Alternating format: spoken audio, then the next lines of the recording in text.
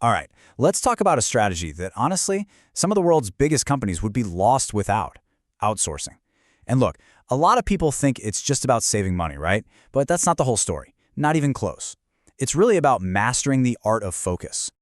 I mean, just think about a company like Apple for a second. What are they incredible at? Design, marketing, that whole seamless user experience. But here's a question for you. Do they actually build the millions of iPhones in their own factories? Nope, not a chance. So that begs the real question. How do these giants stay so laser-focused on what they, and only they, do best? Well, the answer is actually pretty straightforward, but it's also incredibly powerful. They let specialists handle the rest. I mean, literally, they find experts in other fields and let them take care of everything else. And that, right there, is the big idea behind outsourcing. Okay, so section 1. What exactly is outsourcing? Let's nail down a proper definition. So here's the official definition, but let's break it down. At its heart, outsourcing is pretty simple. It's when your company hires another company or even just one person to do a job that your own team used to handle. And this can be anything, It could be running a call center, or it could be something huge, like manufacturing your entire product line. I love this way of thinking about it. It's like, imagine you have a leaky pipe at home. Are you going to spend your weekend trying to figure out plumbing? Probably not. You're going to call a plumber, right? Someone who does that all day, every day? Business is the exact same thing. You stick to what you're brilliant at, and you let the specialist handle the stuff they're brilliant at. All right, next up, goals and key players. So, why do companies even do this? What's the real motivation? And who are the main people involved in this whole dance? Let's get into it. Okay, so the why is actually pretty compelling when you look at it. First, it lets you focus on your core mission, the reason you started the business in the first place. Of course, reducing costs is a big one, no doubt, but it's also about getting access to insane talent and skills you just don't have on your own team. All of this makes you faster, more efficient, and way more flexible to grow or shrink when you need to. And this leads to a really crucial concept, the difference between core and non-core stuff. Your core activities, that's your secret sauce. It's what gives you that competitive edge, right? For Apple, it's that genius product design. But then you have the non-core activities. These are things you have to do, like payroll, but they aren't what make your business special. Smart outsourcing is all about protecting that core by handing off the non-core stuff to someone else. So who are the key players here? Well, you've got the vendor or service provider. That's the expert you hire. Now, this isn't just a handshake deal. It's all governed by a super important legal contract. And tucked inside that contract is something called an SLA, a service level agreement.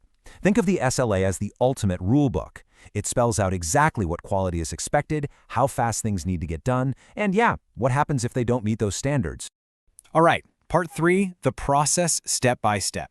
We've covered the what, the why, and the who. Now let's walk through how this actually happens, from just an idea to a full-blown partnership. The whole journey is actually a pretty clear, logical process. Step 1. You figure out exactly what task you want to outsource. Step 2. You do your homework and pick the best possible partner. Then comes the important part. Step 3. You negotiate that contract we talked about. After that, you carefully hand over the work. That's the transition.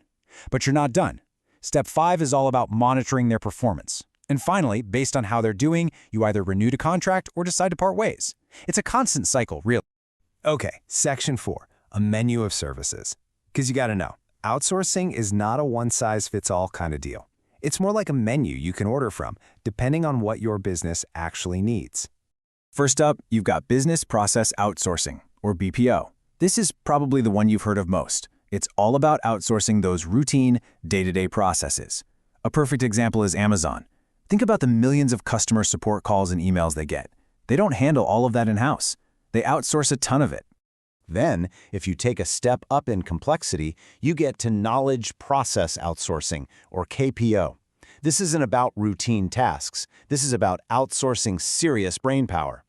Think about a pharma company needing to analyze a mountain of complex data from a clinical trial.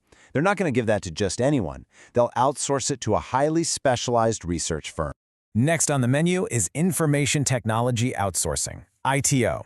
And it's exactly what it sounds like, outsourcing all things tech.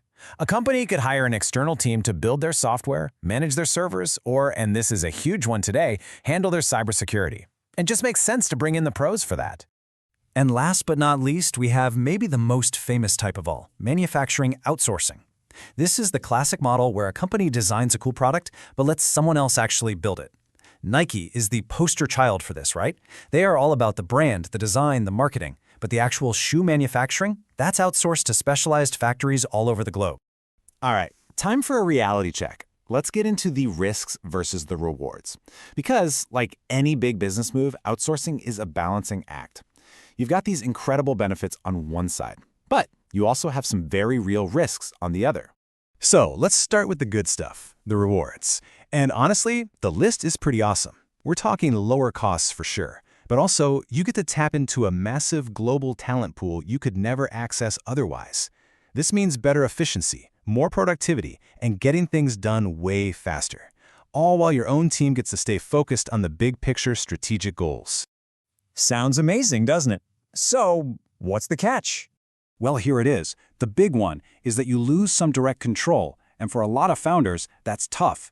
Communication can get tricky, especially with different cultures, languages, and time zones. You've always got to worry about quality control, and of course, data security and keeping your information confidential is a huge concern. These aren't deal breakers, but you absolutely have to manage them carefully. This little table really breaks down the trade-offs perfectly. If you outsource, you're trading more control for lower cost, more flexibility, and specialized expertise. If you keep it in-house, it's the opposite. You get total control, but it's going to cost you more and you'll be less flexible. It's that classic business dilemma. So let's bring this all home. Section 6 is all about seeing this as a strategic decision, because when you add up all the pieces, it's crystal clear that this is way more than just a trick to save some money. Here's the most important takeaway. Outsourcing is not just a cost-cutting tool. It is a major strategic decision. It's like a chess move. It's about deciding what your company shouldn't do just as much as what it should do.